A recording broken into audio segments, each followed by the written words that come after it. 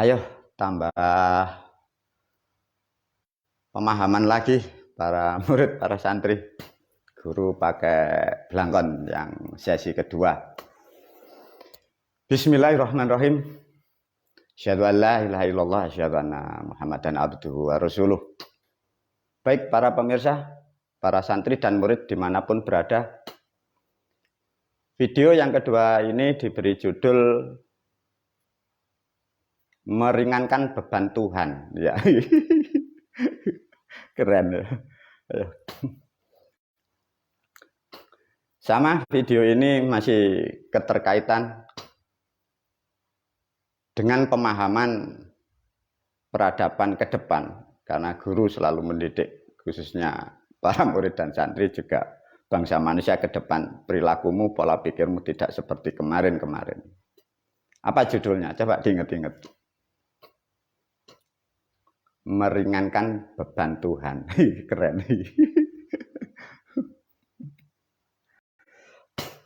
Masa mbah Tuhan itu abot dan jadi Tuhan itu soal umat error. Bismillahirrahmanirrahim. Ayo para murid, para pemirsa ya. Ini diajarkan dulu. Inilah yang terjadi sejak ya kembali lagi 2000 tahun. Manusia ini terobsesi Tuhan, keyakinan. Gini diajarkan satu contoh. Kalau ngomong berbicara tentang Tuhan ya gara-gara kembali lagi kitab itu loh, buatan orang-orang terdahulu. Kita, Anda, semua, seluruh dunia terutama di Indonesia. Kita ini korban kitab itu loh. Orang dulu nulis ngadu domba kita, dia yang nulis pun juga enggak tahu. Subhanallah, umat stres. Ayo diajak berpikir lagi. Diajarkan gini ya para pemirsa, diterangkan dulu tentang pemahaman Tuhan.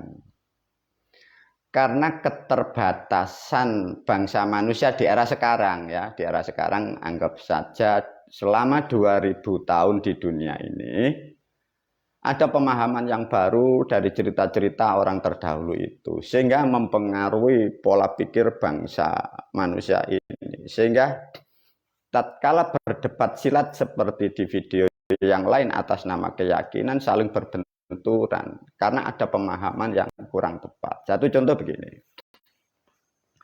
Sulitnya mempelajari kejadian alam dan terjadinya bumi dan terjadinya asal-usul manusia sehingga manusia itu mereka-reka ya. Sehingga terbesitlah suatu kalimat yang disebut Tuhan. Mungkin di dalam agama kita dididik oleh guru kita itu Allah. Gini cara berpikirnya. Biar encer, biar linier ya. Para murid, para santri ngerti enggak kalau guru bicara apa? Biar linier. Linier itu encer, enak didengar.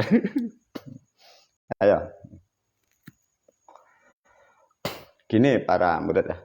Manusia ini terdogma dengan suatu kalimat dipengaruhi apa yang didengar dari guru-gurunya, dari pendidikan begitu. Satu contoh guru menganalisa dari agama kita ya, khususnya Islam Muslim kita.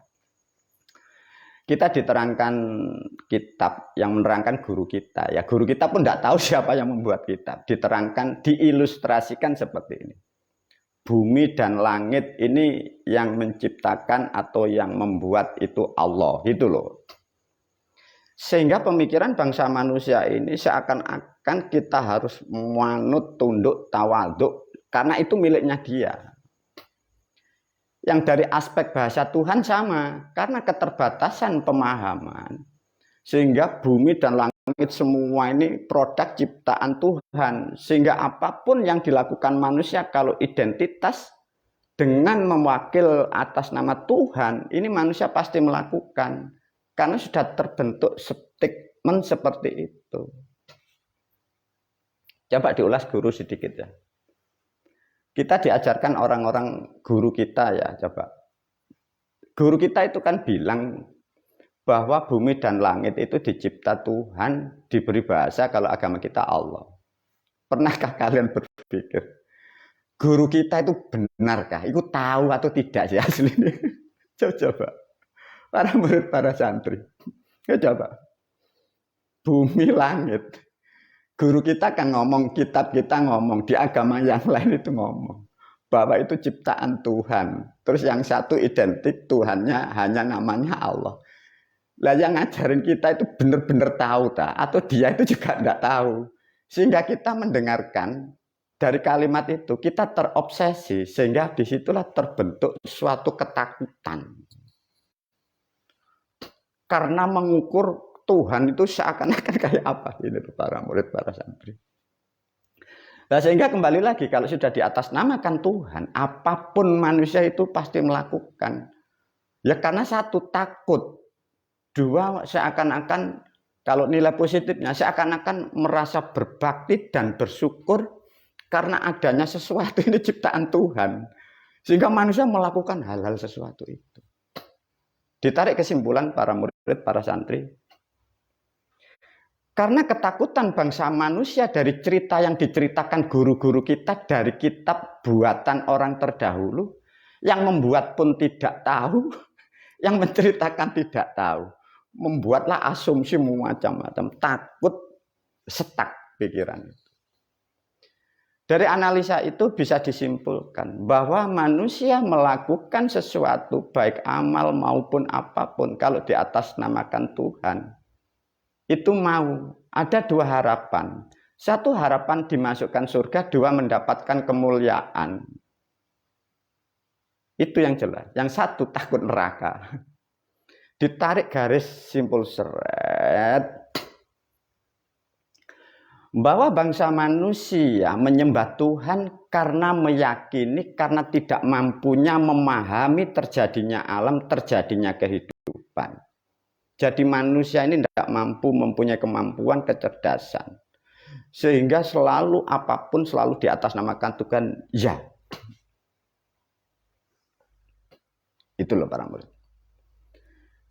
Coba diajari guru ya lebih cerdas. Bila manusia ini mengukur adanya sesuatu terjadinya apapun bila kita tidak mampu, manusia tidak mampu. Sehingga manusia ini kehidupannya diberikan sesuatu hal yang tidak jelas di atas namakan Tuhan. Karena kemampuan Tuhan ini digambarkan yang macam-macam. Menciptakan matahari, bulan, bumi, semuanya. Dari cerita ditarik, disimpulkan oleh guru. Satu contoh. Para pemirsa pahami betul-betul ya, manusia melakukan sesuatu atas nama Tuhan karena Tuhan diyakini mempunyai kemampuan, mempunyai kekuasaan. Karena kemampuan dan kekuasaan itu sehingga manusia tunduk atas kemampuan dan kekuasaannya. Analisa melalui video ini. Kalau toh bangsa manusia kita yang hebat, Anda yang hebat, bisakah Anda membuat telur ayam?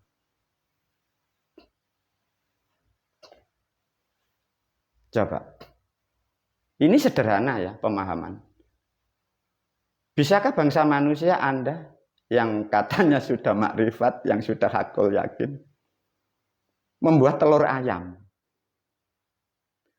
Lantas apakah kalau kita tidak bisa menciptakan atau tidak bisa membuat telur ayam, lantas ayam ini bisa membuat telur ayam? Apakah bangsa manusia harus tunduk menyembah kepada kekuasaan si ayam itu? Itulah pilihan para pemirsa. Nah, itulah yang dibentuk oleh pemikiran manusia, menghayal karena kekuasaannya. Yang kalian tidak akan pernah memahami benarkah itu kekuasaannya. Nah, ini yang sulit. Sama seperti diberi contoh oleh guru. Kalau Anda tidak bisa membuat telur ayam, karena ayam lebih kuasa daripada Anda, apakah layak ayam harus disembah? Kan gini nanti. Kok gini? Coba para murid, para santri. Ini sesuatu hal yang sangat cemerlang, sehingga kalian tidak terjebak. Sehingga kehidupanmu tidak ada gunanya kalau memahami tentang tauhid, tentang iman, tentang keyakinan salah. Karena itu sudah 2000 tahun, korbannya berapa miliar manusia. Lantas bagaimana guruna? Coba kita bahas bersama ini. Para pemirsa coba. Iya ya. Kira-kira mau para pemirsa, para murid nyembah ayam kalau ditanya, Abah, Anda kok nyembah ayam? Ditanya si anak. Nah, karena ayam ini lu kuasa, bisa membuat telur, saya tidak bisa. Konyol kan? Itulah kebodohan bangsa manusia karena keterbatasan kemampuan intelektual sehingga berhayal yang bukan-bukan. Dari khayalan yang bukan-bukan, orang terdahulu membuat sugesti, penipuan, pembodohan, pembohongan, jamak, ayuran itu. Alhamdulillah, semoga kalian tercerahkan, khususnya para pemirsa ya. Kalau toh begitu, bagaimana guru nanti diajarkan guru? Satu ya sudah tidak berpikir lagi tentang kekuasaan. Maka melalui video ini guru berpesan kepada para pemirsa, kalau ada manusia ngomong bahwa bumi, langit ciptaan Tuhan, tanyakan kepada mereka, Anda tahu dari mana itu? Terus, dengan memahami ini dituntun oleh guru melalui video ini. Ini para pemirsa ya. Manusia ini, kita ini bisa jadi manusia yang dhaif atau yang lemah atau manusia yang tidak berguna, tapi dengan kecerdasan dan kesadaran manusia seakan-akan berguna. Lihatlah kalau tidak percaya. Kadang kita sebagai bangsa manusia, kadang kita seakan-akan jadi manusia yang seakan-akan gimana. Tapi kalau manusia dalam keadaan terpuruk, pahami, pernahkah Anda mengalami di dunia Anda tidak ada gunanya? Uniknya bangsa manusia seperti itu. Satu contoh begini. Dengan memahami kata Tuhan dan makna-makna Tuhan yang salah kaprah, guru menyarankan melalui video ini. Jangan berhayal tentang hal-hal pendidikan-pendidikan yang mengatasnamakan Tuhan dan kekuasaannya. Motivasinya lihat pemahaman video ini. Kalau toh manusia berhayal tentang kekuasaan Tuhan yang menciptakan bumi dan segalanya, kita manusia sering lupa. Guru mengingatkan melalui video ini. Manusia punya tubuh, kita punya jantung. Pernahkah Anda belajar tentang kehidupanmu, tentang tubuhmu? Siapa yang menggerakkan jantungmu? Benarkah itu Tuhan? Kalau yang menggerakkan jantung manusia Tuhan, coba silakan berdoa kepada Tuhan. Tuhan, tolong denyut jantungku agak dipercepat. Kalau doamu connect ya, coba itu. Atau Tuhan kalau sudah dipercepat, tolong diperlambat seperdetik jadi 40 detakan. Nah, coba. Apa para pemirsa, para murid? Jantung manusia kita ini loh, tidak bisa ngontrol. Lah lantas yang Tuhan itu gimana? Lantas dari pemahaman, dari keilmuan yang sudah beredar di dunia, terutama di Jawa, adanya manusia itu katanya manunggal Gusti karo kawulo. Seakan-akan manusia ini kuasa, seperti kekuasaan yang kayak apa? Kayak mau membuat bumi lagi. Untuk mengatur detak jantung, manusia itu tidak bisa, tidak mampu. Lantas apa yang dikatakan bahwa manusia akan jadi manusia yang begini? Kita yang ma'rifat, kita yang manunggal Gusti karo kawula. Tuhan dekat di dalam diri kita.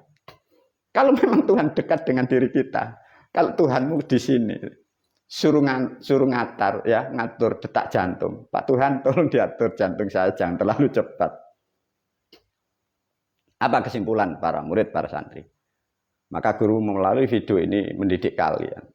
Jangan terdogma dengan hal-hal yang beredar 2000 tahun atas nama Tuhan. Bila toh manusia itu hal yang dipikir dengan mempunyai ilmu, mempunyai guru, mempunyai nabi, mempunyai wali, mempunyai rasul, mempunyai Tuhan, seakan-akan doanya dikabulkan. Manusia kita menahan lapar saja pun begitu capeknya, tidak ada kemampuan. Kalau toh bisa mampu menahan haus dan dahaga, lapar dan haus, mampukah Anda menahan air kencing Anda? Kalau toh Anda mampu, hanya berapa menit, berapa jam? Kalau toh Anda sudah mampu menahan untuk kencing, mampukah Anda menahan waktu ngantuk Anda? Kalau toh bangsa manusia nahan ngantuk, nahan kencing, nahan lapar dan dahaga, tidak bisa. Lantas 2000 tahun manusia dididik manunggali Gusti karo kawula, ma'rifatullah, ma'rifat billah. Tuhan yang maha kuasa dekat dengan kita, apa yang didapat bangsa manusia? Itulah maka guru menerangkan melalui video ini. Sesungguhnya bangsa manusia adalah bangsa yang terpelosok atas nama identitas agama-agama yang selalu mengait-ngaitkan tentang Tuhan dan Tuhan. Disitulah bangsa manusia hidupnya tidak berguna. Seharusnya di dunia dia menemukan kedamaian, kemuliaan, kenikmatan. Sehingga pikirannya selalu berdoa dan berdoa, ibadah dan ibadah, beramal. Sehingga lupa apa yang sudah terbentuk sebagai rahmat bagi Tuhan yang disebut membentuk dirinya. Memberikan kehidupan bumi seluas ini. Lupa dengan nikmat yang ada di alam dunia ini. Semoga video ini betul-betul mampu mendidik kalian bangsa manusia. Karena pemahaman ini aku siapkan menyikapi peradaban yang masa depan. Karena peradaban yang selalu menyangkut pautkan atas nama agama dengan perlahan akan tertinggal oleh bangsa manusia itu. Karena itu tidak ada hubungannya dengan kehidupan. Dan tidak ada hubungannya dengan kebutuhan bangsa manusia. Semoga melalui video ini Anda disadarkan. Lantas bagaimana untuk menjawab keperluan atau pertanyaan dari bangsa manusia, para pemikir? Satu contoh begini. Melalui video guru sudah menyampaikan bahwa Islam yang sudah terporak-poranda sudah disusun guru ya, para murid guru melalui video ini pesan. Islam sudah aku susun, sudah rapi dan tepat, sudah akurat. Jangan digubah di kitab-kitab itu dan wejangan-wejangan guru itu sudah akurat. Kalau toh bangsa manusia masih berhayal tentang Tuhan, guru memberi statement hanya 3. Yang dimaksud Tuhan kembalilah pada substansi yang disebut Qul a'udzu birabbin nas. Tuhan manusia adalah kalian, adalah bangsa manusia. Kalau toh kalian belum menjadi manusia sejati, kalau Anda kelakuanmu masih seperti binatang, penipu, pencuri, pembual, pembohong, Anda tidak layak menyebut sebagai itu Tuhan manusia.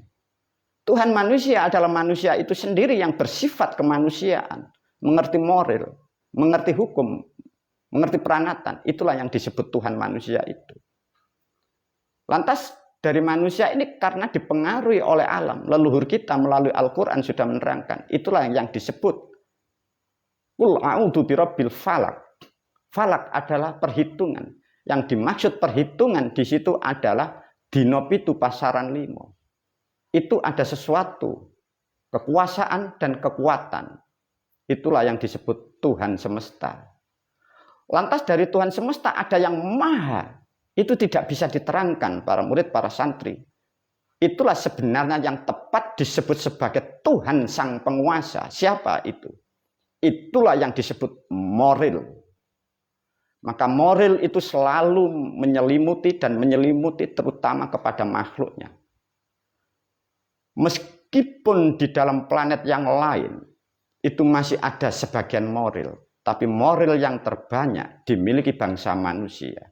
Sesungguhnya manusia yang bermoral dan bermoral itulah jelmaan Sang Maha Pencipta. Semoga kalian bangsa manusia menjadikan dirimu tempatkan dari manusia yang bermoral, apa-apa yang mengikat dengan moralitas menandakan bahwa Anda benar-benar makhluk. Dengan Anda melakukan moralitas yang tepat dan benar, disitulah rahmat, kedamaian, keberkahan, kemuliaan. Kalian akan menjadikan manusia yang betul-betul di dunia bagaikan surga. Wabillahi taufiq wal hidayah. Wassalamualaikum warahmatullahi wabarakatuh.